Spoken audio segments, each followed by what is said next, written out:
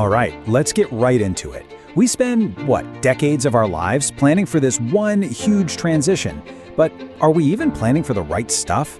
Today, we're digging into the real architecture of being ready for retirement. And spoiler alert, it goes way, way deeper than just what's in your bank account. Yeah, this is the big one, isn't it? But here's the thing.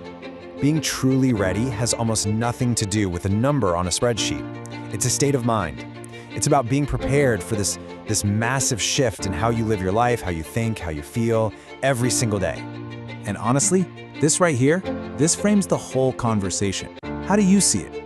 Is retirement the end of something, or is it a brand new beginning? Is it the final stop on the train, or is it the launch pad for something new? Because how you answer that, well, that changes literally everything. So that brings us to these hidden pressures, the things that really catch people off guard. We're going to go way beyond the typical financial plan and really explore the psychological side of this whole new stage of life. I mean, look, we're all told the same thing, right? Save your money, invest your money, focus on the financial side. But what's so interesting about the material we're looking at today is that it points out this huge missing piece, your mindset, your psychological readiness. That's the other half of the puzzle if you want a retirement that's actually fulfilling. And yeah, here are some of the biggest hurdles. And they're so common. I mean, just think about it for a second. The first question we ask someone new is, so, what do you do? When your career is over, a big chunk of your identity can feel like it just vanished. And that daily rhythm, that 9-to-5 grind we complain about, suddenly it's gone. Your whole structure disappears. Even your friends, your work friends at least, might drift away. These aren't small things, they are huge, significant shifts. Okay, so how in the world do you prepare for something you can't even touch or measure? Well, that's where this idea of a readiness pressure test comes into play. It's all about being proactive, not just sitting back and waiting to see how it all shakes out. And that brings us to the core idea here, psychological readiness. It's really just a way to measure how prepared you are for all those mental, social, and emotional changes we've been talking about. I like to think of it as you're building the internal blueprint for your new life. And the way you build this readiness is actually pretty straightforward. It all kicks off with some guided reflection.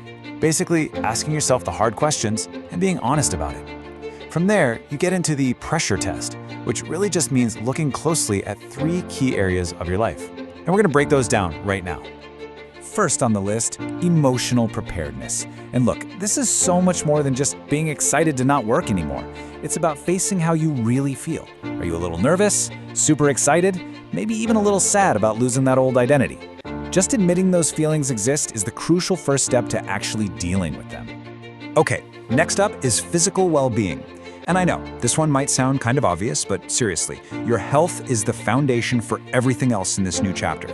How are you going to stay active when you're not commuting or walking around an office all day?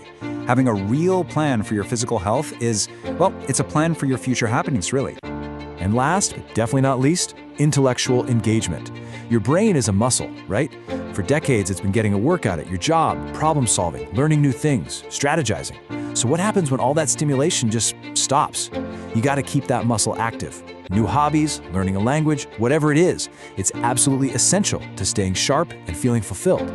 All right, so we've looked at the hidden pressures. We've looked at the areas you need to pressure test. Now let's get to the best part, the really empowering stuff.